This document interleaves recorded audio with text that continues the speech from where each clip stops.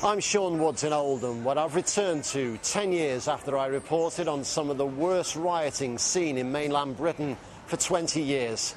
Over 3 nights of major unrest, 500 Asian youths were involved, dozens of police officers were injured, and millions of pounds worth of damage caused. But more importantly, it left the reputation of this Greater Manchester town in tatters. Well, it's widely accepted that the events of that night began here, a minor skirmish outside a chip shop between 2 Asian lads and 2 white lads. The skirmish quickly escalated into a full-scale row. This Asian clothes shop behind me was a pub called, ironically you might think, the Live and Let Live pub.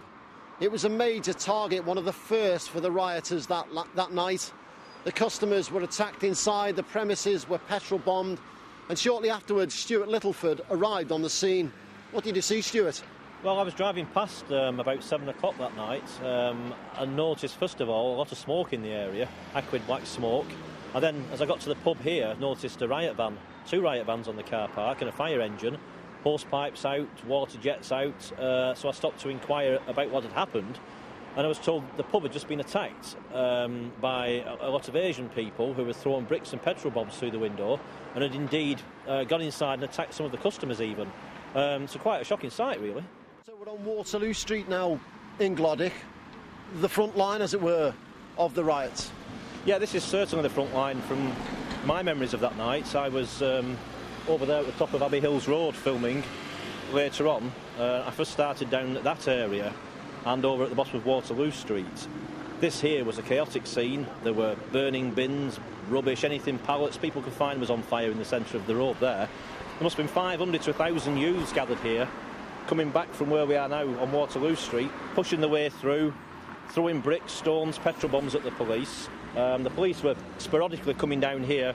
I remember an armoured Land Rover going through to try and make some ground for the police, without much success, because that was basically pelted with petrol bombs and bricks. The police were sort of held off a bit further down there. Yeah, truly chaotic scenes here. Very frightening, in fact, especially for the police officers as well, as people filming it, like me, journalists. As I walked from there, there were just police here in riot gear, marching down the street like a medieval army.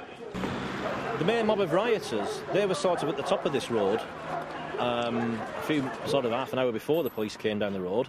There were maybe 500 to 1,000 pushing their way out onto that main road there, onto Glodwick Road. Petrol bombs, bricks, putting wheelie bins on fires. There were a couple of gunshots I heard going off. The police were obviously trying to contain them, and as the police moved forward, they sort of moved back down this street. So it was an ongoing game of cat and mouse, literally. You know, it was really scary. So what did it feel like? What did it smell like to you? All I can remember is in the background, the ambient noise was the police helicopter, police radios, the sounds of crackling from the fires, glass smashing on the roads, bricks being thrown and hitting things, large thuds. It was very scary. I mean, to sort of be in the middle of that for 2 or 3 hours, an intense sort of fight with the rioters and the police. And there were a couple of gunshots went off. There were police radios, dogs barking, sound of riot shields being banged. Yeah, they're sort of intense, really. Hours after the rioting erupted, this was the first place I arrived at, Oldham Civic Centre. Behind me in the car park, dozens of riot officers sat dejected, looking shell-shocked, as though they'd been in a war zone. Do you think the communities are any more integrated, or are these just as divided as ever? I don't think it was ever divided. That's an illusion. When you say divided, what do you mean by divided anyway? Well, Asians living their lives, West Indians living their lives, white people living in their own communities, their lives, just not mixing, not integrating. Well, in Glodwick, everyone mix anyway. We go to the same shop. If we see each other, we talk to each other. There is no discrimination in Glodwick anyway. Maybe there is outside, but inside, there is no discrimination, you know what I mean? I find out that if you're living with people and you're not interfering in anyone, with the parents, with the wives, children, no one bothers, just, you know what I mean? Suppose if you're looking for trouble, you'll get trouble. Money is a very nice thing, but what you must do, never rackle the hive, else you'll get stung. Also here on that night was the Deputy Mayor of Oldham, Riaz Ahmad. He went on to become the first Asian mayor of this town and the first Asian mayor in Greater Manchester. He arrived here several hours before the rioting erupted. Do you think we could have ever expected, or did you ever in your wildest dreams or nightmares think that what happened then would happen? Was there any indication? Well, looking back at it, there were some indicators, but if you ask me, did we ever expect anything like that to happen? Never in my wildest dream I ever expected anything that to happen, because I was there when the riots started. I was speaking to the youngsters before they actually went on to the riot, and in the past I've always been able to speak to them and reason with them and get them away from illegal activities. But that evening, that afternoon, was the first time I felt so helpless that things were happening and I was not able to control, or I was not able to minimize the damage. So the answer is never could have expected anything like that. Well, I think what happened is after the riots, people would stay awake all night trying to protect their properties, because the feeling was the other side is going to come and destroy their property. And every night I would take the journalists around, show them various parts of Oldham, how people were sitting outside their homes, and it just, that became the habit for the next few days. I remember on that particular day as well, it was about 2:30 before I got back home, having shown some journalists around different parts of Oldham and people looking after their properties, sitting outside on the front door. And I got home 2:30, went straight to bed, and I was woken up by my daughter about 4 o'clock, who said there had been an attack on our house and she can see the smoke coming in. Straight away, I realized what had happened, that we've been attacked for the position that I hold, for the work I was doing. And although I never imagined it, but it all came to me very quickly that something extremely serious has happened.